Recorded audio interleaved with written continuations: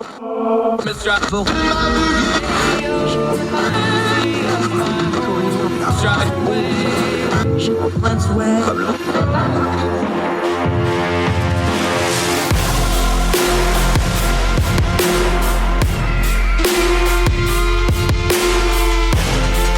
your host, Andrew Donaldson. This is Heard Tell.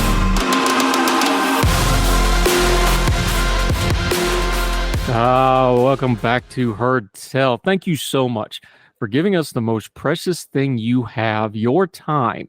As we do what we always try to do here, we're going to turn down the noise of the news cycle, talk about some things that actually matter underneath all that hollering and caterwauling, so we can better understand the times we live in by properly discerning some information. We're going to have a little fun today, too. Heavy day, September 11th. We'll get into that in just a minute as we remember that day and how the world kind of changed for a lot of us. Nicholas Steelman is on the program today. Glad to have him talking about the Farm Bill. Congress comes back into session. It's going to be a mess of a congressional session for the fall term. We got spending bills that have to pass. There's a looming government shutdown. Is there going to be an impeachment? The Senate doesn't want anything to do with anything the House is doing. It's going to be a mess. The Farm Bill is central to all this. Another one of these must-pass bills. Why must we pass it? I'll talk about all that with Nicholas Steelman on the program today. Also, thrilled to have Luis Mendez back, our film critic friend, double board certified. He doesn't just do this on the internet. He actually knows what he's doing. He's a member of professional organizations. He talks about not just the movies and reviewing them, but also the business behind them. Talk about how the strike's affecting them. Talk about how the summer box office went with Barbie and Oppenheimer and everything else that went on. Some movies that did really well that you might not know did really well. Also talk about looming award season. Luis Mendez back on the program. Love having him on to talk movies, lighten things up. We're going to end the program with a great story about private pilots out in California and Washington, and now they're starting to go nationwide. Look, private pilots have to get their hours in. They have to fly so many cross-country missions. They have to do it anyway. Why not do it for a good cause? And in this case, moving animals from places that are oversaturated shelters to places that are underserved and have a need for them so that less and less of them are euthanized. Great story out of the Los Angeles Times. We'll end on a good note like we always do. But first, let's talk about that thing that we're going to do on days like this. September 11th, if you're of a certain age, I am. It's just one of those defining moments in your life, in history, things like this. But what do you do with it? You know, now we're 22 years on from it. September 11th, I can tell you where I was that morning. I can tell you everything about that day from the time I woke up. I'd work night shifts, so I'd woke up when the attack started. I can tell you everything about it. It's seared in my memory. A lot of people can do that. I wonder sometimes if that's the best way to remember these days. I asked somebody this morning, I was like, I don't know how much 9/11 I can do on 9/11. And they replied to me, well, not everybody compartmentalizes like you. Let's take that term for a second. I do. I compartmentalize. Last few years, I've done something on 9/11. Tom Gerard, the very excellent piece from the Esquire about the Faling Man. I'm going to link to it in the Substack notes, heardtell.substack.com. One of the finest pieces of writing you'll ever read anywhere on any subject. I put it out every 9/11. And I make myself read it every 9/11. I already read it this morning.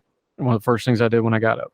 It's out of Esquire. It is paywalled, by the way, but you can find it other places, but it's worth paying for it just to read this. I make myself read it. It's a very hard read. I let those emotions come. I think about that morning and what I felt. I think about the things that all of us go through if you can remember 9/11. I think about things like, you know, the 350 plus firefighters who went in knowing they probably weren't coming back and went anyway. All the police officers, all the first responders, all the people that just went to work that morning and didn't come home, all the thousands and thousands of friends and family and loved ones who have dealt with the loss since then. Talk about the Pentagon also. Talk about Flight 93 and what those brave folks did. There's a lot involved there. You think about how our country changed and the world changed. Both good and bad. Mistakes were made. Things were done correctly. A lot of history over the last 20 plus years. There's a lot of sadness and grief dealing with the enormity of it, that people would want to do that kind of harm and kill that many innocent people over, you know, extreme ideology and just good old fashioned hatred. There's things to be proud of, like how our first responders handled those things, like how our country came together, albeit briefly, but they did come together. I'm proud that my phone rang. I was on active duty at the time. I'd actually worked night shifts. So about the time I saw the second tower get hit, and by the time I was upstairs and about had my boots back on, they were calling to bring your A bag and report for duty. I'm proud my phone rang. I was one of the fortunate few that we could actually do a little something about it over the coming years. But what do you do with this? There's an old saying about you can't really put a period on grief. You can't ever make it go away. Time kind of changes it and dulls it and takes the edge off it. Grief and trauma are complicated things, but what do? People that know me accuse me of compartmentalizing, and I do for a lot of reasons. 9/11 is one of those things I compartmentalize.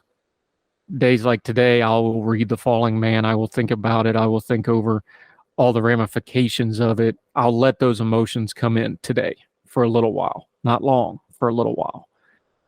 And then I'll put it aside and get on with it. Now, everybody deals with things differently, but that's how I do it. How do you process all those deaths? How do you process the wars that followed? How do you process years of trauma and grief? Well, everybody's got to answer that question themselves.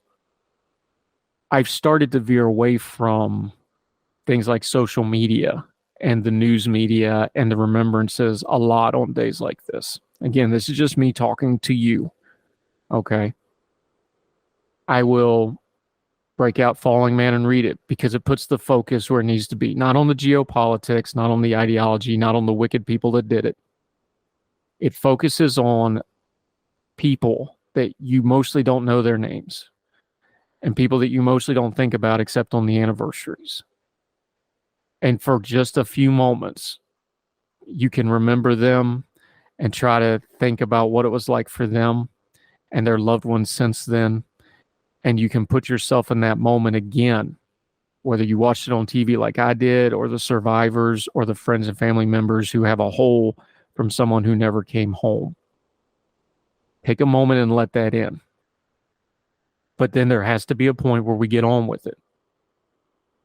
Grief can be crippling. It can be terrorizing. C.S. Lewis talked about grief being a lot like fear.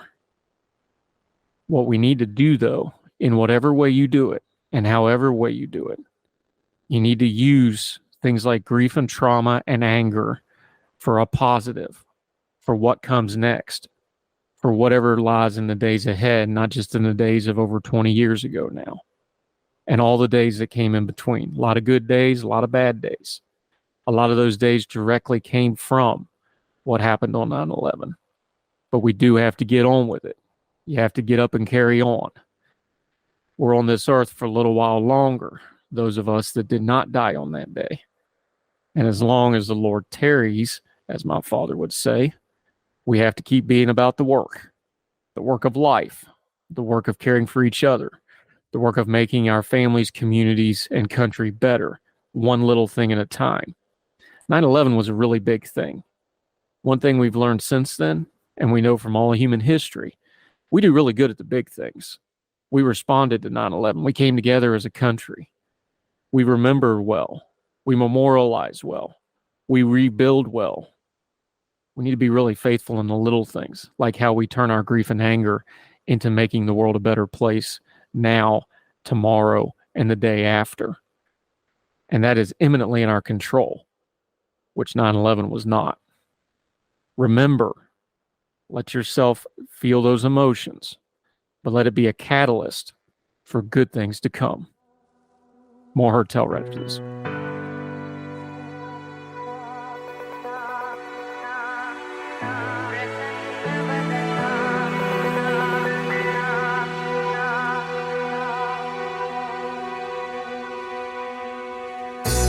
What's the easiest choice you can make? Window instead of middle seat? Picking a vendor who sends a great gift basket? Outsourcing business tasks you hate? What about selling with Shopify? Whether you're selling a little or a lot, Shopify helps you do your thing, however you cha-ching. Shopify is the global commerce platform that helps you sell at every stage of your business. From the launch your online shop stage to the first real-life store stage, all the way to the did we just hit a million orders stage. Shopify's there to help you grow. Whether you're selling scented soap or offering outdoor outfits, Shopify helps you sell. Wherever and whatever you're selling, Shopify's got you covered. Sign up for a $1 per month trial period at shopify.com/try. Go to shopify.com/try now to grow your business, no matter what stage you're in. Shopify.com/try.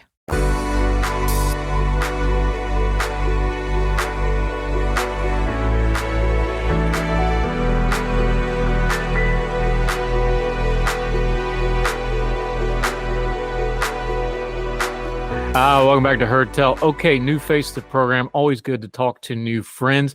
Talk a little bit about the Farm Bill, one of those annual things that goes through no matter what.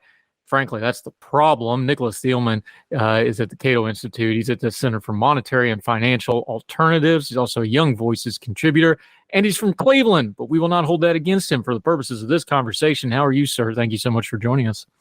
Hey, I'm happy to be here. Thank you for having me on, Andrew. All right, so the Farm Bill has become, it's almost a joke. The DoD funding bill, military funding bill, Farm Bill, education, they have to pass these because of the troops and for the kids and for the farmers.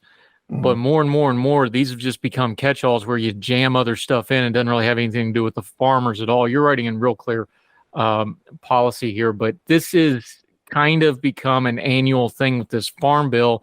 This year's version is just a variation on the theme, isn't it? This thing's kind of getting abused and becoming another one of those crisis legislation things like, oh, well, whatever we can't pass anywhere else, we'll slide it in the Farm Bill because you're not against farmers, are you?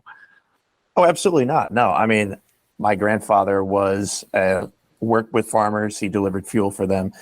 He owned farmland. So I come from an agricultural family. It's just the problem is that the Farm Bill doesn't actually support a lot of the small farmers that it purports to.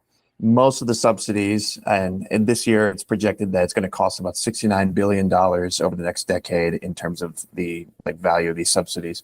Most of that goes to very large, already financially successful agricultural companies and farmers. So I love farmers. I love the small farmers. I love, medium-sized farmers, but this is not who is being helped primarily by the Farm Bill. One of the things we need to do here is go over the nomenclature, though, because farmers is it's almost like saying the defense industrial complex. Well, it's not actually a defense industrial complex anymore. It's three companies. It's consolidated. Our terminology in farming has not kept up with the times because there are still family-run farms, and then there's corporate farms, and then there's the mega conglomerate, the ConAgras of the world, who own massive farmings. And then there's even beyond that, there's another level of things like in pork production with Smithfield, where you have China owning a large portion of it.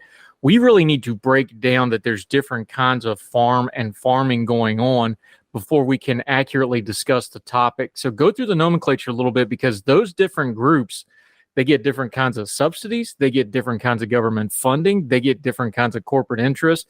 The small farmer is out there, but that's only one part of the story, isn't it? And we got to get that centered before we start talking about whether the legislation's good or not, don't we?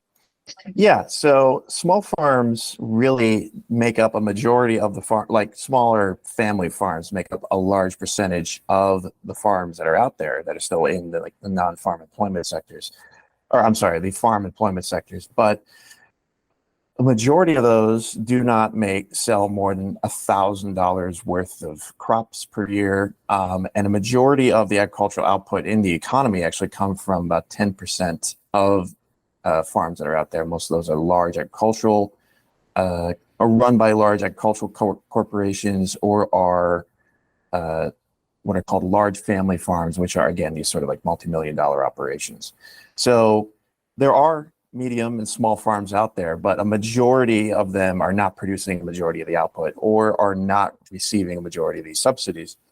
It's mostly coming from a small handful of very large agricultural corporations and these what are called large family farms. And we know from history, once you get, let's take something like the ethanol thing in Iowa, because we're going to talk about Iowa for the election, right? Every election cycle, we got to talk about ethanol and subsidies in Iowa.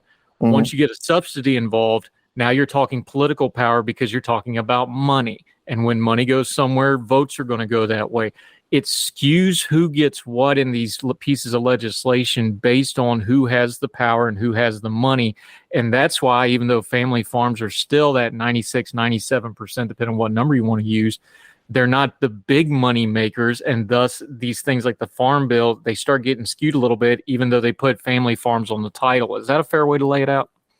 Yeah, and I mean, I would just like to point out, like, even when we're talking about sort of like this, like the non sort of like mega corporations that are in agriculture.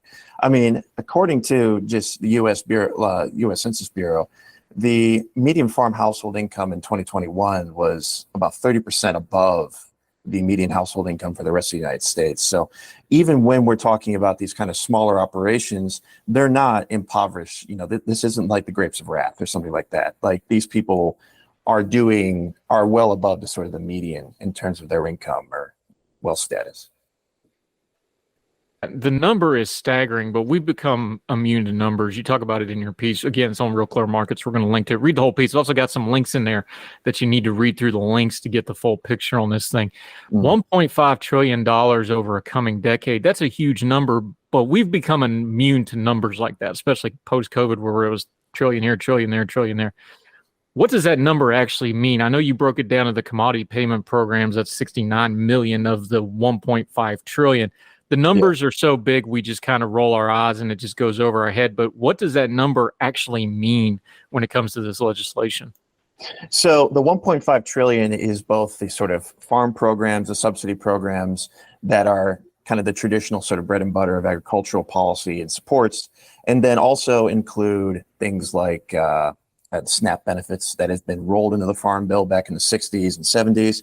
And then also you have added in things like disaster payments, various ad hoc programs that are funded but are not sort of written into legislation. And then you also have conservation programs and environmental programs that are used to sort of help promote environmentally friendly agriculture. But really all that does is just, again, it just provides more payments to these rather large farms.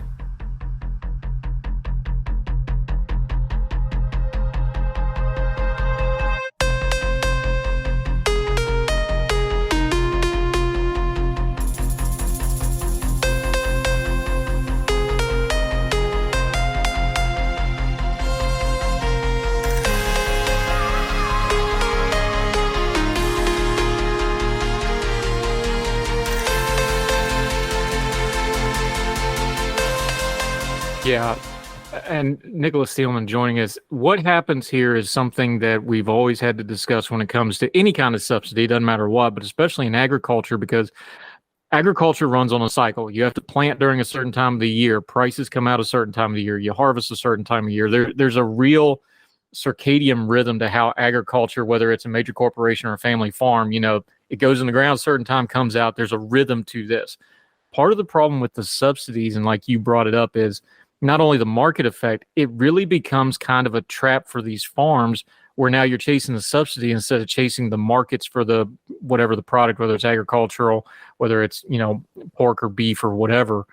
It becomes a trap because now you're adjusting an entire industry based on the subsidies instead of the market. Put that in a practical application for us, what that means to us. You break it down in the piece. Just walk us through it a little bit, because again, once you subsidize something, you're changing it artificially. Even if it's a good subsidy for the best intensive reasons, it's going to do that. Just walk us through what that means practically for these farms. So it means that they're going to spend a lot of time and resources kind of lobbying to maintain these subsidies. And that entails a cost to not only to these farms, but also to the economy as a whole, because there are now scarce resources being used up in sort of attaining economic privileges in one form or another, be they subsidies or tariff protections, favorable credit programs from the federal government. All these various things require lobbying. So the rent-seeking costs that are entailed are pretty significant. But then also on top of that, also over time, a lot of the value of these subsidies actually get capitalized into the value of specialized resources that are used in the production of these various subsidized crops. So land values appreciate, equipment costs go up, fertilizer costs go up. If you have to hire specialized laborers, they'll typically increase their asking prices to be hired away. And a lot of that means that over time, the actual value of these subsidies gets eroded until the point where essentially, to put it in economic terms, the recipients of those subsidies are only earning what are called normal returns or normal profits. They're not the actual excess value of them has been whittled away through essentially competition in input markets. And again, as I note in the piece, increasing the ability of farmers to pay for these inputs, which again, bids up the prices. All right. So you've got alternative in your job title. Give us an alternative here, because everybody would probably agree, like, yes, we understand the family farm in Ohio or Indiana can't compete with ConAgra. I'm not trying to pick on ConAgra. They're just big, name whatever conglomerate you want. We understand there's a competitive imbalance there. We understand that we want family farms to continue to thrive, and they are on the decline, although it's not as bad as the media portrayal, but it is a decline. What's a better way to help them here besides just a subsidy program? Obviously, the government has a role in regulating agriculture, but what's a better way to do this? Give us those alternatives. What's a better way to do it without just a straight subsidy that ends up turning into a race to get the subsidy, instead of doing what we need to do, which is taking care of our food supply, taking care of our farmers, taking care of our internal logistics when it comes to something as important as agriculture? So I think the best example to kind of show what a free market system or agricultural system would look like is probably presented by New Zealand. New Zealand was a lot like a lot of countries, pretty much up till the 1980s. They heavily subsidized agriculture. They provided price supports for various crops. They provided subsidies for inputs. They protected certain industries and so on and so forth. Then in the 80s, because of mounting budget deficits and the fact that they were essentially monetizing a lot of that debt, the inflation that was causing, they completely did away with this whole regime of price supports and agricultural subsidies. And nowadays, according to a study that was performed by the New Zealand government back in 2017, a lot of that, the agricultural sector in New Zealand is thriving. I mean, the actual number of people who are employed in it is not that much different from the number that it was pre doing away with these subsidies. And then on top of that, they've also seen productivity gains. It's become a much more efficient sector. So the whole idea that, we need to be providing these massive government supports to agriculture for the sector to thrive is just, shown to be completely false by the example of New Zealand. Yeah, Nicholas Seelman joining us. We can't take out the political aspect of this. You mentioned it. Excuse me. We can't take the political aspect of this out. You mentioned it in your piece, though. There's an electoral incentive. We already talked about there's a circadian rhythm to how agriculture goes. There's a rhythm to elections. We know we're going to go to Iowa and have a debate about farms and subsidies and ethanol and all that, because we do it every 4 to 8 years, depending on whether you have an incumbent. One party or the other is going to make that pilgrimage, and they're going to make the same speeches we've always heard. How do we change the conversation about this? Because we know politicians are going to bring the pork home, and it's not popular, but there needs to be some pork coming home for politicians, because that's part of their job, to take care of the constituency. Mm-hmm. How do we change the conversation on this on our level, in our social media, in our conversations of, well, yeah, the farm in the heartland is going to be a really important thing, or, mining in West Virginia and Wyoming, or tourism in Florida, or whatever these industries are for these political power centers? How do we talk about it in a better, more productive way to try to maybe break that cycle a little bit? Yeah, I mean, so the problem is that, agricultural policy, the farm bill topics generally they're not very sexy issues. Like, most people probably couldn't tell you what the farm bill is, much less, all the various programs that are kind of wrapped into it.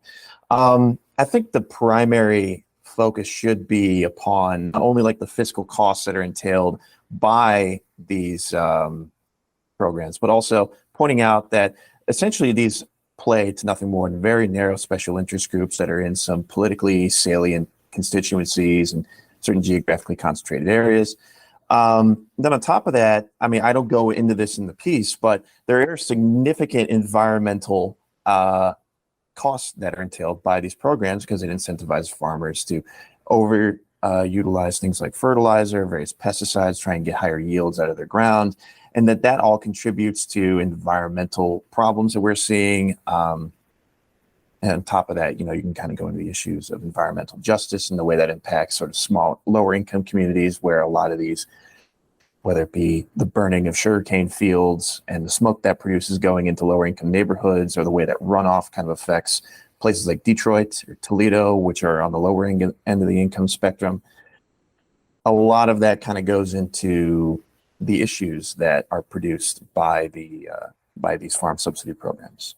And that's kind of a good way to kind of refocus the conversations, not only focusing on the fiscal costs, but also the environmental and social costs. Yeah, Nicholas Thielman, this is going to get wrapped up into the fall session of Congress. We know it's going to be an ugly session of Congress. There's a lot of talk about government shutdown. This is one of about 12 bills they put under must-pass legislation. So we know this is going to be lumped in with some other stuff.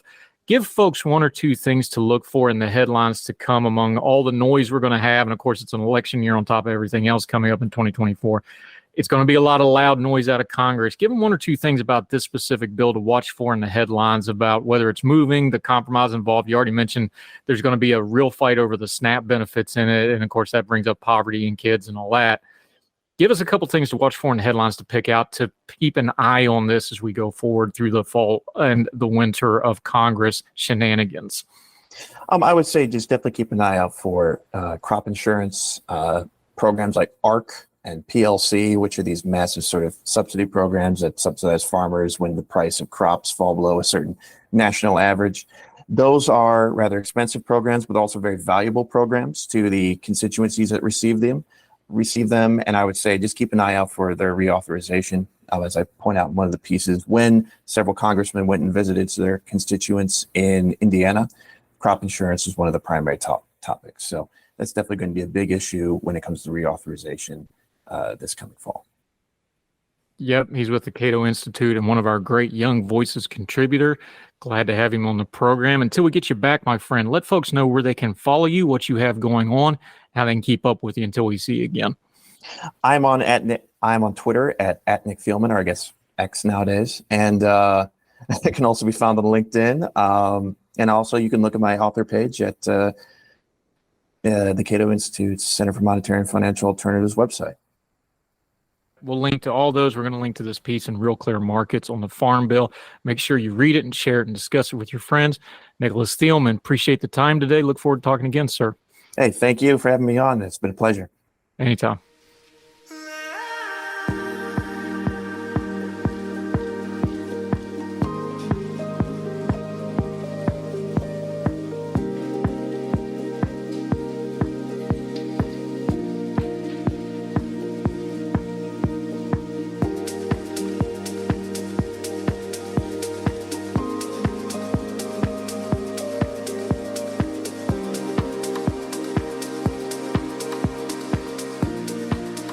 Welcome back to Heard Tell. He is back. We haven't got to talk to him for a while. He's our go-to when we want to talk not just movies and films for the reviews, but also the business, what's going on, big picture and entertainment. And boy, howdy, is there a whole bunch of stuff going on. Luis Mendez and Mendez Movie Report. How are you, sir? Great to see you back. Doing pretty good. I wish I could say I felt that way about the movie year in general, but I am hopeful that things are about to pick up as we enter the final quarter of the year. Well, money-wise, they're doing good. This has been a good summer money-wise, blockbuster-wise, but it's been a little strange. Of course, you had Barbie and Oppenheimer kind of tent-poled the summer. We'll talk about them in a minute because I want to take them together because I think they actually did help each other in a way. People forget. I was just looking at the box office for 2023 as we get into the fall. Folks have real short memories on stuff like this. You're looking at the top 10. The Mario Brothers movie was a monster. It's at number 2 behind Barbie right now. Guardians of the Galaxy 3 is still kind of creeping around out there. They're up to 4. Then you get Oppenheimer. Little Mermaid, a little bit. Some folks liked it. Some folks didn't. But, Disney knows what they're doing. It's in 6th. Avatar Way of Water in 7. Ant-Man and Wasp at 8. Another Marvel thing. And then you get John Wick, Sound of Freedom, Indiana Jones and Mission Impossible, big franchises. It's a lot of the same what sticks out to you on that list? I mean, obviously, the Mario Brothers was a little bit of a surprise. Everybody kind of knew Barbie was going to be a juggernaut. But what jumps out at you on that list as we're about 3/4 through the year here? In my opinion, the biggest box office story of the year is easily Oppenheimer. I understand that folks are going crazy about Barbie and Mario, but those are IP products. Like there was always a chance they were going to be billion-dollar makers. Granted, I thought Mario would be a billion-dollar maker. I didn't necessarily think Barbie would. I thought it would come close, but it's definitely exceeded my expectations box office wise. But Oppenheimer, I remember like we were talking about this in 2021, 2022. These kind of movies just don't make the kind of money that they used to. These kind of like Oscar bait films that explore like darker topics, historical figures. I mean, even Steven Spielberg can't bring people to the theater like he used to. West Side Story didn't do that great at the box office. Fablemans definitely didn't do that good at the box office. So to me, this shows that Nolan has somehow been able to create almost sort of a franchise onto himself, which is something that's becoming harder and harder for our tours to pull off in this day and age where franchises and IP products dominate the box office. So to me, and not to mention that this came out the same weekend as Barbie did. Now, granted, maybe the whole Barbenheimer meme stuff helped, but still, we don't see that. Usually there's like one movie every week that comes out in the weekend that sort of eats up the other movies. So to me, Oppenheimer is easily the biggest and most impressive box office story of the year. Yeah, and the thing about Nolan is I think there's a little bit of a reputation thing going on there. Look, Nolan, nobody doubts his, creative ability, his genius with film. I'm one of those guys, though, that I think he works better with guardrails. I'm not really a big fan of the Tenet and Inception stuff. I know Inception was really cool the first time you do it, but it's also, it's not everybody's cup of tea. Let's just leave it at that. The Tenet stuff, of course he did, Dark Knight and the Batman trilogy, people go to that one. I was really excited to see him with this subject matter because I'm one of those guys. I appreciate his talent, but I don't always like what he gives me. Is that a fair way to say it? So when he got this subject matter of Oppenheimer, I was really curious what he would do with it. I was super impressed with it. I'll actually link to my own review on this. I did think it was a little long. I think he could have got 20 minutes out of that without really hurting the movie any. But I thought it had a lot of brilliance in it. Not a perfect movie, but a whole lot of high spots. I think a lot of people just wanted to see what Nolan would do. And plus, it's just really cool to say, like, hey, I want to go see what a really talented director does with an atomic bomb going off. Is that kind of a fair way to lay it out? I mean, yeah, I would agree. He definitely took a hit with Tenet. I'm a Tenet defender. It was one of my favorite movies of 2020. But I'll be also one of the first people to tell you that that's a messy movie. I don't rank it particularly high among his filmography. And he really, I think he got into a situation with, I want to say the director is David Lean, who was the one who directed Lawrence of Arabia. He was known for directing these massive epics, and as time went on, his movies started to like lose that steam, and then eventually he came out with a Passage to India, and some people thought that by him kind of like not having things more simplified in the story, that it kind of allowed him to go back to his roots. Maybe that's what we're seeing with Nolan at the moment. And I think Oppenheimer has the ability to become sort of have that. When I think of like the greatest like biopics, or at least what are generally considered the greatest biopics, Lawrence of Arabia, Gandhi, I think this has the potential to join those kind of films. It is an epic. It's a 3-hour film. I do agree with you. I did see moments that could have been cut off, but I will say I didn't feel the runtime as much as I thought I would when I went to see it in theaters with my friend. I was very interested to see that I was in a packed movie theater to see a movie like that. Usually people like me, when we go see certain films like this, were very few in the theater. And at the moment, I would say that Oppenheimer is easily the current front runner to win Best Picture. Whether it'll actually do that, that's another story. But I do think this is probably Nolan's greatest shot to actually finally win that director Oscar. Yeah, I was really impressed with it, even though I picked a few things apart on it. I thought the sound design was not good and hurt the movie. And in fact, I wrote about it. My other daughter was actually in the Barbie movie in a different theater, and they could actually hear Oppenheimer coming through the wall of the theater while they were watching Barbie. That's how loud that thing is. But little things like that. But it is a brilliant picture. I think it's going to age really well. I actually think it might be better at home because of that sound design thing. Here's something else. The Barbie movie, of course, Pink Elephant in the Room, that's been the juggernaut. The Super Mario Brothers movie has kind of the same thing. You called them IP property movies, and that's fair, although Mario Brothers is a video game, but it's a lot bigger than a video game now. It's kind of its own thing. I'm worried, and I've seen some critics go this, I think the studios are going to learn the wrong lesson from those successes. I don't think they understand, we're going to get a lot of these product placement movies now. We're going to get a lot of toy movies, video game movies, things like that, these IP things.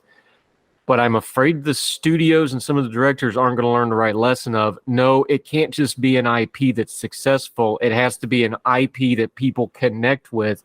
And then the movie has to tap into that connection, because those are two really different things. Because hey, that's not the first Super Mario Brother we ever saw. Like, I like the campy 80s one, but it didn't work. Like, everybody kind of agreed. These things can go bad in a hurry if they don't adhere to that principle of getting to what made it popular in the first place and portraying that on the film, right? Well, yes. I mean, the studios learning the wrong lessons. You could argue that it goes back all the way to the beginning of movies. If you really do your history, I mean, how many crappy slasher films did we get after Halloween and Friday the 13th?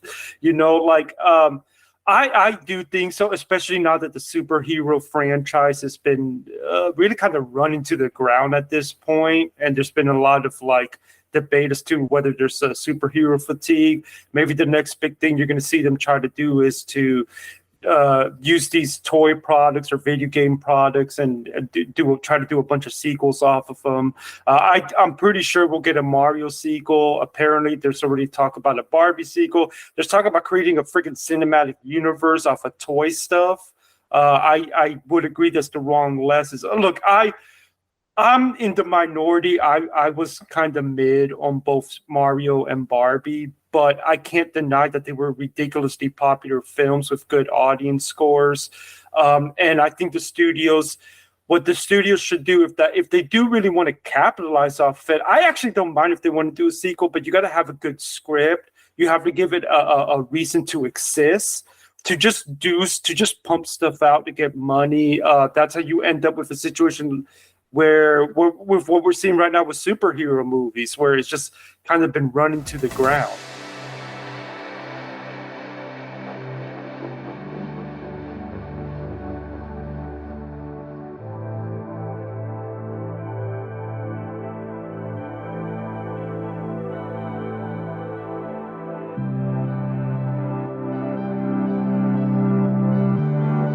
Religion is at the intersection of our 21st century life, even if we don't express a faith. At a time when it seems that religion isn't as prevalent as it once was, it still leaves its mark everywhere. As a pastor, I know that religion isn't something I just do on a Sunday, but it's found in every nook and cranny of my life. Sexuality, politics, social media, the economy, war, nationalism, all have some kind of religious angle to them. And as a communicator, I want to find the stories that can help people understand this part of our society that is so important to so many. Hi, I'm Dennis Sanders, and I'm the host of Church and Main.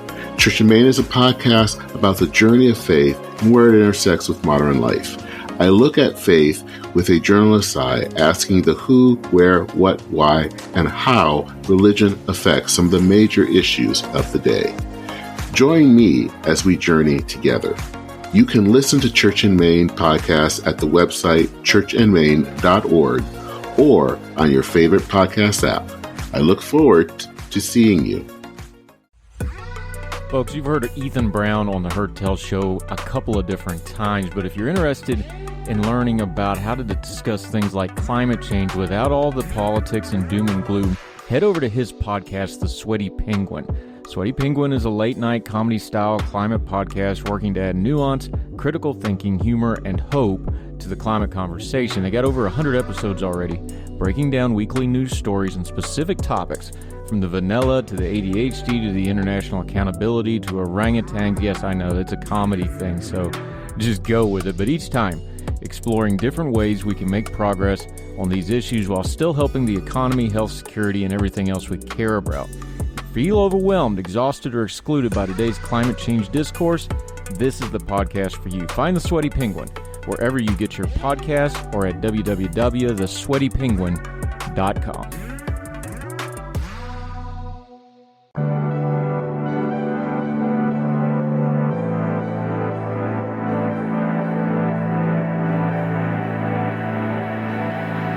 Yeah, Luis Mendez movie report. Double board certified critic, by the way. He doesn't just do this. He actually knows what he's talking about. I got to ask you about the weirdest box office path on a movie I've seen in a very long time. Disney and Pixar's Elemental came out. This thing was dead on arrival. Nobody went and watched it. All of a sudden, and again, these numbers I'm using, these are the domestic ones because worldwide gets skewed a little bit. All of a sudden you go and look, do you realize that thing made more money than Fast 10? And it made more money than something like Dungeons and Dragons, which was considered a big surprise hit, and critics and audiences like this thing just kept chugging along. Nobody paid any attention. All of a sudden, you look up worldwide, it's done even better. All of a sudden, this thing's in the top 15 movie makers. This thing was dead when it came out. Nobody talked about it. How in the world did that happen? Yeah, I mean, I'm ecstatic that it happened because personally, Elemental's my second favorite of the year behind Oppenheimer so far. I think it's unfortunate that it got mixed reviews, but I know audiences reacted to it much better. But yeah, I think what ended up happening, because it's really kind of harder to see a movie like these movies grow legs, but also it's just the worldwide box office component of it. I mean, a lot of people wonder, well, how did those Transformers movies back then, how did they make so much money? Well, it's because they did better worldwide. I mean, if you go and look at the box office of, say, The Mummy, the Tom Cruise version that didn't do too great, it did much better at the worldwide box office. Godzilla, my guy, King of the Monsters, its box office was helped much by its worldwide gross.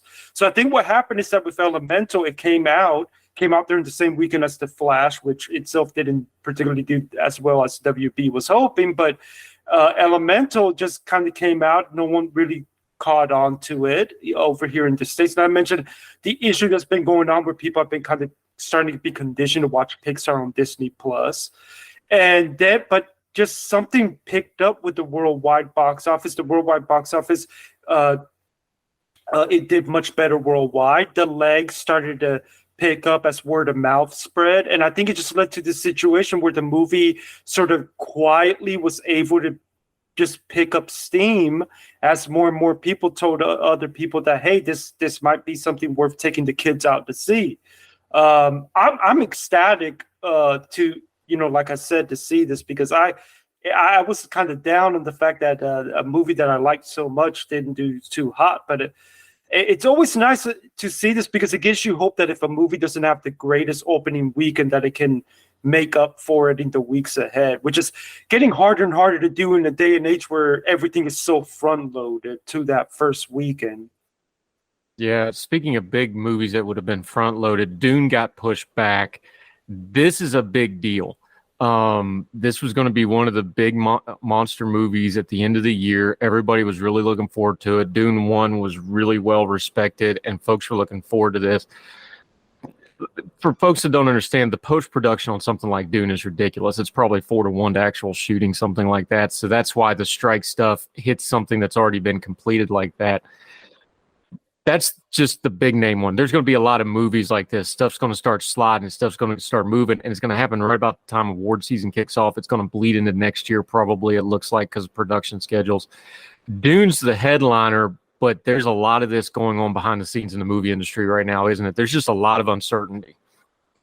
Well, yes, because of the strikes, and these strikes are definitely looking like some of the longest that in the movie industry history period. And there is a possibility that we end up with a 2020 type of situation where COVID pushed a lot of movies out. It ended up being a very small movie year. Now, it hasn't been a very small movie year yet so far, but it can instantly get that way for the rest of the year. Doom Part 2 getting pushed too much, which, by the way, also pushed the upcoming MonsterVerse film. So as a Godzilla fan, that was an extra layer of annoying to me. Two movies I'm highly anticipated got pushed back. It's going to affect award season. Doom Part 2 being pushed back, I think, almost guarantees that Barbie is a picture contender. I don't think it's a contender to win, but maybe the nomination would be the win, like it was with Top Gun Maverick. And then on top of that, I think there is a possibility that other movies are going to get pushed back. I think Color Purple, which is right now slated to come out around Christmas time, I could see WB pushing that back to next year. I think there is, the longer these strikes happen, the more the studios are going to say these bigger tentpole movies that we typically need our actors out there selling. We're going to have to push that back to next year when hopefully the strikes are over. I'm hopeful that things will get resolved sooner than people think, but I think there is a possibility that this could be we're in for a long winter and more movies will get delayed because unfortunately the studios, they seem to think that they can wait the writers and actors out, and I honestly think that they're in denial because I do think the writers and actors are on their way to getting mostly what they want. It's just a matter of when the studios are finally going to budge. Yeah, Luis Mendez joining us. Is there a danger here, and setting aside the complicated parts of the strike stuff, the movie business, the in-theater movies had one of its best years in a long, long time this summer. Between Oppenheimer and Barbie and just everything else, they've got some good momentum, some good PR from a good summer of pretty good box office receipts. Is there a fear and a danger here that ground's going to get lost if you lose half a year or more to the strike stuff? If you don't have good stuff coming out in the theaters, some of that ground they clawed back is going to go right back out the door and right back to streaming at the houses. Is there still a concern of that? Oh, definitely. I mean, I've seen so many people who have talked about that they're concerned about that kind of stuff. I mean, maybe Killers of the Flower Moon, the upcoming Scorsese movie, ends up being a big hit. I mean, as much as I would like to see that, I'm a little skeptical because, again, Oppenheimer aside, those kind of movies have struggled more at the box office of late. I'm not sure if the Marvels is going to be the big thing for the MCU that maybe the theaters would hope that it is. Again, I think Color Purple, which has the potential to become something massive, could be delayed. I don't think the Aquaman sequel is going to be as successful as the first one. Wonka, that could either become a really big deal or it can become a flop. Or it could just get pushed back to 2024 also, because that could be something that WB tries to get more money from next year. So I think there is a big concern about that. And honestly, considering all the complicated machinations behind what's going on with the strikes and the fact that this is really driven by the new era of streaming and what royalties writers and actors can get from that, it's really going to be interesting to see how it does affect the movie theater. But again, if Killers of the Flower Moon, which is coming out in early October, becomes a big hit, that's the kind of thing that could really help the movie theaters survive.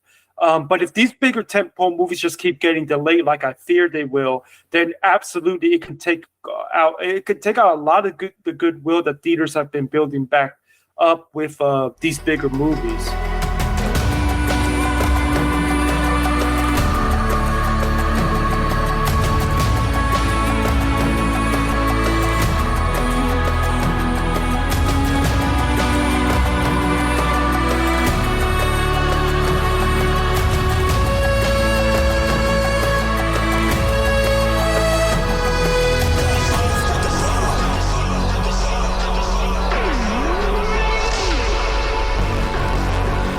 Luis Mendez joining us. All right, the big kid on the block has had a very rocky year.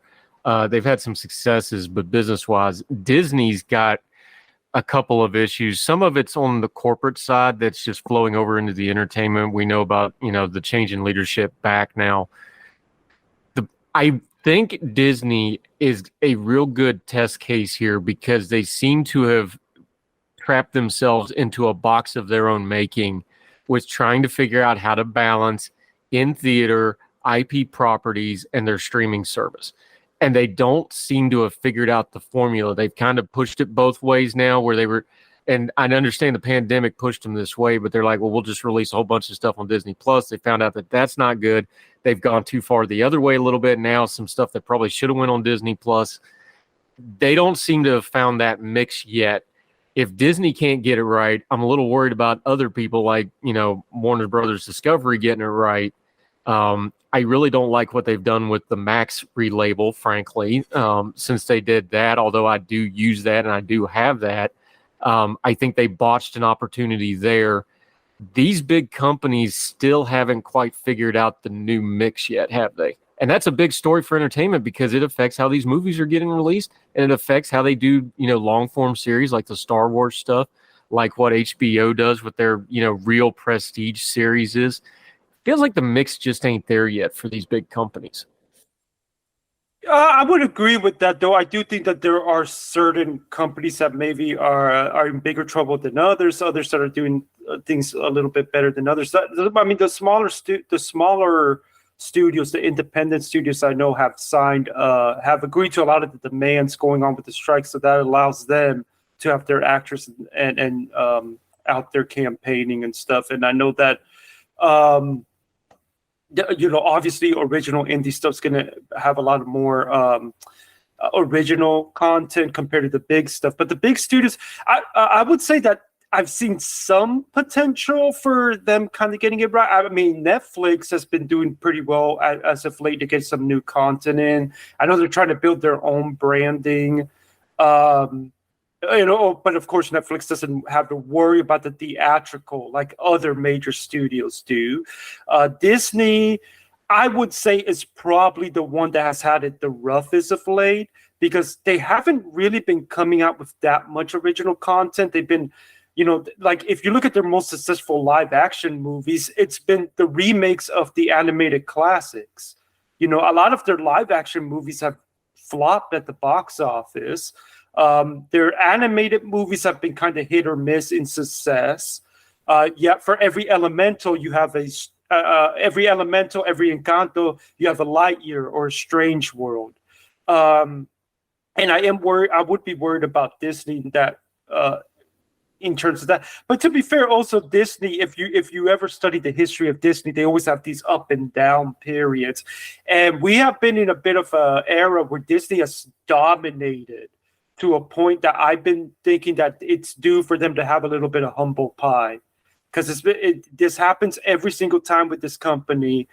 But if the other studios make the same mistakes that Disney have been making, then I think I think a lot of the good, again, this goes to that a lot of the goodwill that these theaters have been earning back can easily be canceled out if they don't learn these lessons, or if they don't figure out that this is a new era and that there's new rules to play by.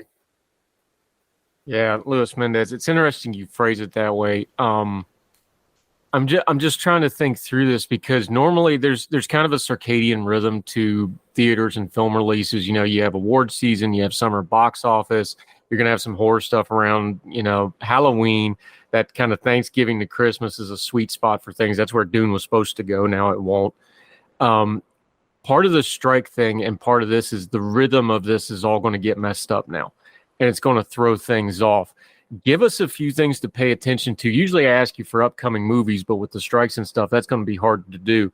Give us a couple things to watch for as we go into fall, and especially we start getting into the holidays, which is usually a big business time, and then award season right after that. What's the headlines we should be watching for that's either warning signs that things aren't on track, or that this is going to go ugly, or that people should pay attention to and dig in beyond the headlines to see what's going on in the entertainment industry?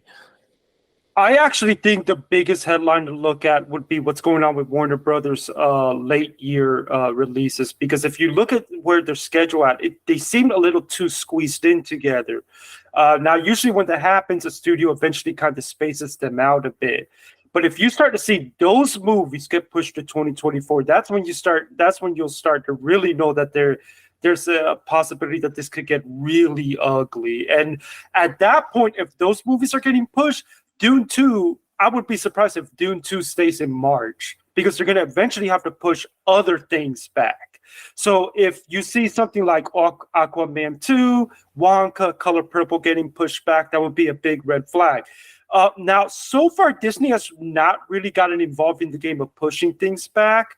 But if you see, let's say that they decide we're going to push back the Marvels, that would be a massive red flag that things are going to get even uglier than we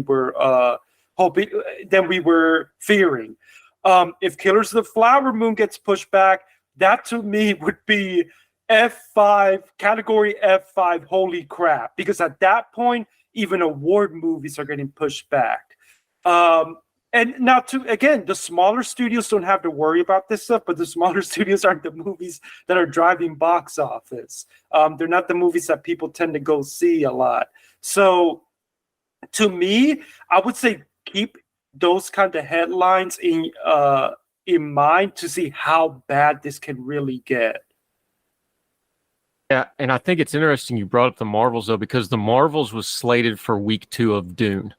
It was really going to get buried. If I was Disney, I'd be ecstatic and leave it right where it's at, because now it might actually do something. Because that, when I saw them put that as the week after Dune comes out, I'm like, oh, well, they're burying this. They want an excuse for when this doesn't go well. So if I was them, I'd leave that right where it was. Luis Mendez, love having you back, my friend. He's at the Mendez Movie Report on Substack. We're going to link to all that, but let folks know where else they can keep up with you, what you got going on, and how you're going to keep covering this crazy, crazy movie thing that's just going to get crazier for the foreseeable future, my friend.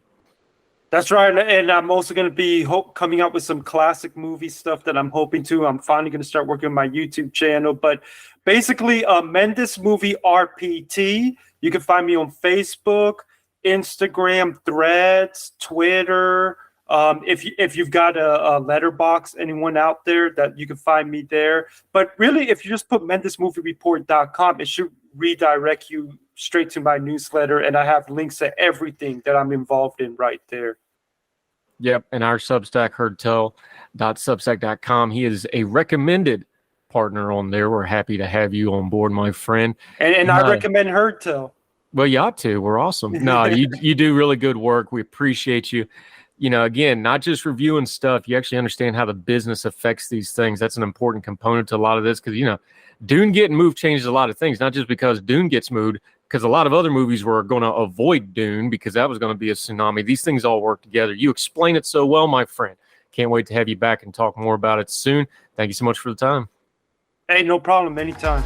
Yes, sir.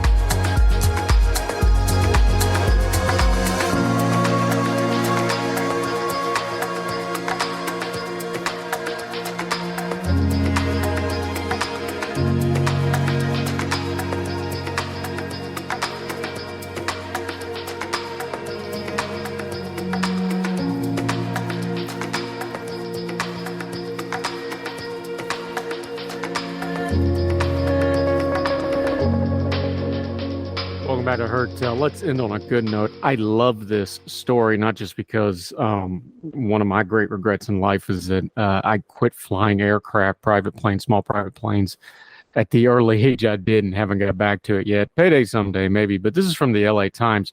Petra Janney nimbly climbs in and around her tiny 73 Piper Cherokee airplane. That's a good airframe. Preparing the crates inside to hold 17 dogs. She's confident and clearly in control. She's flown dozens of flights like these to save dogs from being killed in overcrowded shelters, but she has to move fast. It's 9 a.m. in late July at Meadows Field in Bakersfield, California, and already it's pushing 90 degrees. The heat isn't good for the canine cargo, and it'll probably be hotter still when she flies back to Whiteman Airport in Pacioma, I guess. Sorry, California, Pacioma. To turn the dogs over to Laura LaBelle, the co-founder of LaBelle Foundation Rescue in Los Angeles, to provide them medical care and nurturing foster homes until they can be adopted. She's in Bakersfield because California has a huge unwanted pet crisis. And Bakersfield feels like the epicenter. Other states have lots of unwanted pets too, especially Florida and Texas, but California has the most dogs and cats coming in shelters, more than 160,000 a year, and the highest non-lived outcomes in the nation. That means they're going to put them down for those of you from Logan, according to the national database Shelter Animal Counts. That's a nice way of saying around 19% of those animals, more than 30,000 so far this year, will die in custody or put to sleep, as some call it, or euthanasia, primarily because the shelters were out of space. The Bakersfield Animal Care Shelter is a case in point. This year, they euthanized 200 plus dogs a month just to make room for the 150 new dogs coming in every week. Director Matthew Buck says transportating the dogs out of the area is part of the coping strategy for the shelter. The staff regularly works with rescue organizations in and out of state to move the dogs to areas with fewer strays and greater demand. So there are buses who take bigger dogs up to Washington State, or well-heeled donors who pay for chihuahuas to fly to Connecticut. And my chihuahuas don't even like the car. I can't imagine them in a plane. Where the demand for that breed is high and the numbers are low. But today, Janie is flying and doing her part. The trip costs her at least $300 in fuel and rental fees, but it's money she'd have to pay out anyway. To get the flight hours she needs is a private pilot. That's the ideal behind Amelia Air, the all-volunteer nonprofit animal rescue organization she founded. Private pilots need regular flight hours to maintain their license, so why not put all that time and expense toward a mission? Amelia Air is small, but it operates on both coasts. With Janie in the Los Angeles and co-founder Dean Honstead in Washington, D.C., they've rescued over 1,300 dogs, cats, and even a few ferrets, 310 animals this year alone, and more than half of those in California. Amelia Air has a roster of about 20 volunteer pilots nationwide, but in California, Janie flies the bulk of the missions. This is her 12th flight this year, so she's all business ready in the plane. Now comes the hard part, the guard your heart part. That also makes it worthwhile, picking up each dog to safely stow them for the flight. There's a bunch of pictures here, too. Make sure you check out the link on the Substack. First, there's a litter of 6 hamster-sized newborns, some of them Chihuahua mixes who came into the Bakersfield shelter with their umbilical cord still attached. Then there are the 4 slightly old puppies, pit bull mixes, whose eyes are still tightly shut, futilely nosing around the crate for their mother, who never made it to the shelter. The so-called bottle babies are the biggest reason she has to hurry because they can only go a few hours between feeding. Next is a vigilant, fox-faced mother and her 4 rambunctious pups old enough to be weaned. Animal control officers found the mother with 6 pups abandoned in a locked crate. The rescue coordinator who brought the dogs to Janie this morning said that the Unity Canine Express Rescue and all volunteer animal rescues that fosters puppies and dogs who are sick and injured found permanent placements for somewhere away from dog-saturated Bakersfield. The puppies were in horrible shape, Jackson says, super dehydrated, full of worms, emaciated. One puppy was already dead by the time they found him. The second died as soon as they got to the shelter. But a foster family was available to nurse the rest of the family. The mother watches quietly as Jackson talks. Her puppies gambol around her, looking healthy and excited now after a few weeks of good care. People can be evil, she says flatly. She takes a breath, and their work resumes.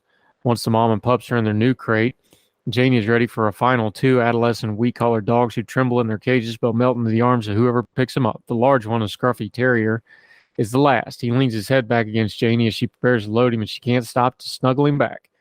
She takes time to quickly nuzzle all the dogs before they enter the plane, but this guy's clearly special. He was a stray, Jackson said, running loose and then held in Bakersfield's cacophonous shelter that's bulging with more than 300 dogs this week. Shelter is bursting at the seams. More than 4,100 dogs have come in so far this year, 700 more than last year. It's 175 kennel designed for 1 dog are each filled with 2 or 3 or even 4 dogs. Paradoxically, the adoptions are up 46%, still can't keep up, as city residents can get a dog spayed or neutered, vaccinated, microchipped with its ID tag for just $20 to cover the city's licensing fee for free if they live outside the city, but still, it's not enough. Janie is a pro at protecting her heart. She has 2 11-year-old pit bulls at home. Nonetheless, once the plane is in the air, she pulls the scruffy straight from his carrier and holds him against her shoulder while he lies like a sleeping baby for the 30-minute flight. When they reach Whiteman, Janie turns him and the other dogs over to LaBelle, who whisks them away to waiting foster homes so they can be nurtured and assessed until dawn. There was a little bond, Janie admits little, but it's not that the rescues she gives up to keep her awake at night. It's the ones that we're not able to save. Cool story. What a great idea. doing something you're going to do anyway and doing some good while you're doing it. Love it. Check out the full piece. It's from the Los Angeles Times. It'll be in the Substack, heardtell.substack.com. Also in the show notes on whatever platform you're listening, except for iTunes, who doesn't let us do links for whatever reason. That'll do it for Heard Tell. Make sure you subscribe to that Substack. Make sure you subscribe and follow on whatever platform you're listening or watching on: iTunes, iHeartRadio, Spotify, YouTube. The reason for that is a couple. One is we can keep track of who's watching and where, so we can make sure we tailor the program and make sure you get it. Two is, if you do us a favor, make sure you leave a comment and a rating on whatever those platforms are. That lets the platform know that our little program is worth them promoting and catching up on and promoting. Y'all been doing that. The numbers have been much, much higher the last few weeks. Really appreciate that. That's all you. We don't advertise here except for our own social media, so it's all word of mouth. Only ever will cost you a click. Two, if you'll share it on your own social media, and we'd really appreciate that. Let folks know that Heard Tell is worth the most precious thing that you also gave us, their time. We won't ever waste it, and we appreciate it very much. So, till we see you next time, we hope you're well. We hope you're well fed. We'll talk to you again next time for more Heard Tell. All the music on Heard Tell is provided under a Creative Content license from monstercat.com. Somos la máquina. Folks, if you've listened to the Heard Tell program, you've heard our friend Gabriella Hoffman, but you need to make sure you're checking out her podcast, District of Conservation. It's a podcast exploring the nuances of true conservation efforts from DC and beyond. From topic discussions to exclusive interviews with conservation and energy newsmakers, Gabriella keeps listeners appraised of the latest news stories while elevating important voices. Listen to District of Conservation on Apple Podcasts or wherever podcasts are played. Religion is at the intersection of our 21st century life, even if we don't express a faith. At a time when it seems that religion isn't as prevalent as it once was, it still leaves its mark everywhere. As a pastor, I know that religion isn't something I just do on a Sunday, but it's found in every nook and cranny of my life. Sexuality, politics, social media, the economy, war, nationalism, all have some kind of religious angle to them. And as a communicator, I want to find the stories that can help people understand this part of our society that is so important to so many. Hi, I'm Dennis Sanders, and I'm the host of Church and Main. Church and Main is a podcast about the journey of faith and where it intersects with modern life.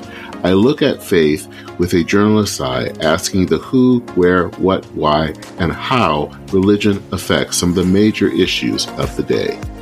Join me as we journey together. You can listen to Church and Main podcasts at the website churchandmain.org or on your favorite podcast app. I look forward to seeing you.